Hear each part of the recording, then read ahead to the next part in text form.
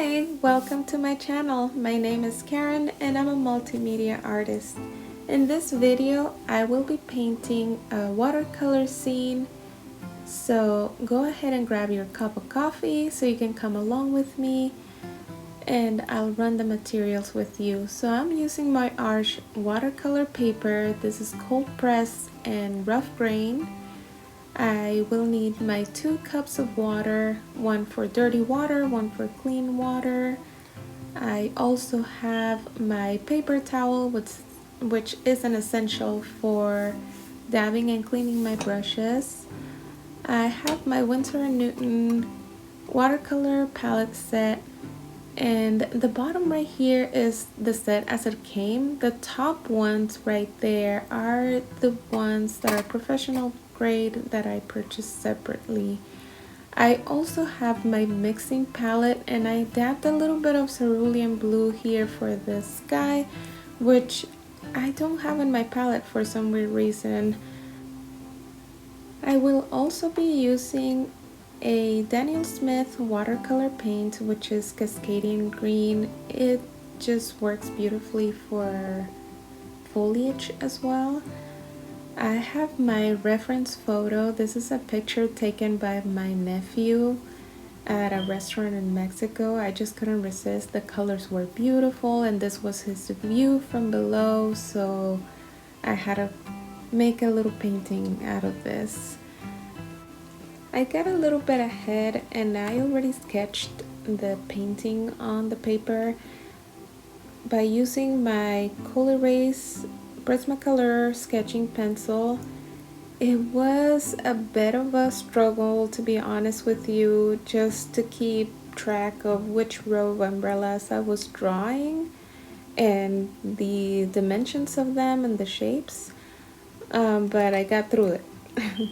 I have my brushes right here. I have a big selection of them. I don't know exactly which ones I'll be using, but I have them handy. So let's get painting.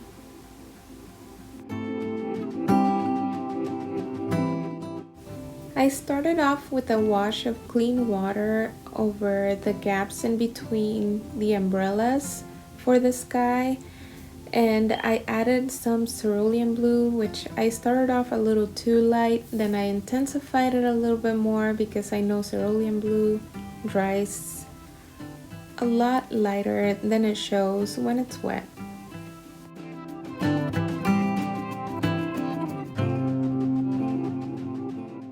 Once I gave this enough time to dry, I can come in and start filling in with color so there's no more bleeds.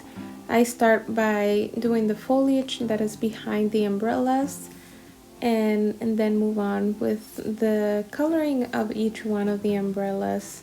The foliage has many different greens. It has cool greens and warm greens just to give it more dimension. For the umbrellas, I start with a very translucent pigment of each one of the colors.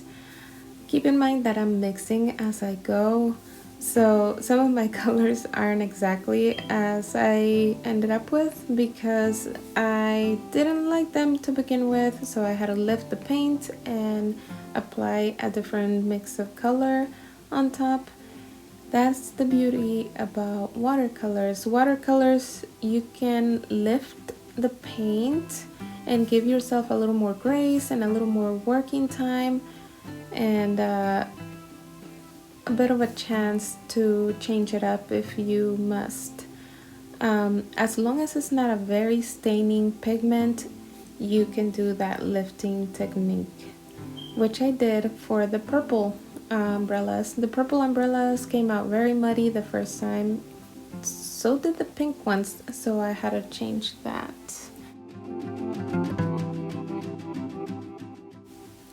Okay, so while I wait for my paint to completely dry, I'm going to go ahead and clean my dirty water and my dirty brushes so I can come in and do all those fine lining and fine little details that would pull this painting together.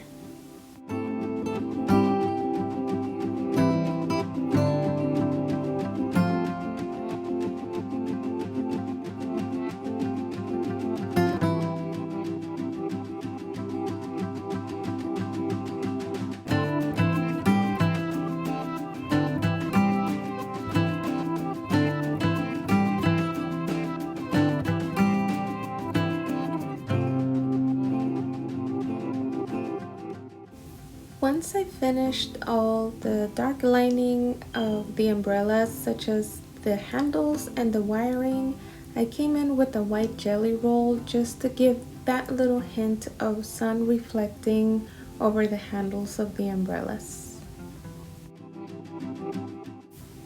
So here you go guys, it's finished. My painting is fully dry and it's all completed. I really like the way this turned out. I really hope you found some value in this video, and if you did, please don't forget to like and subscribe, and leave me a comment if you have any questions or if you would like to see me paint something in particular. Thanks for watching, and I hope you have a beautiful day.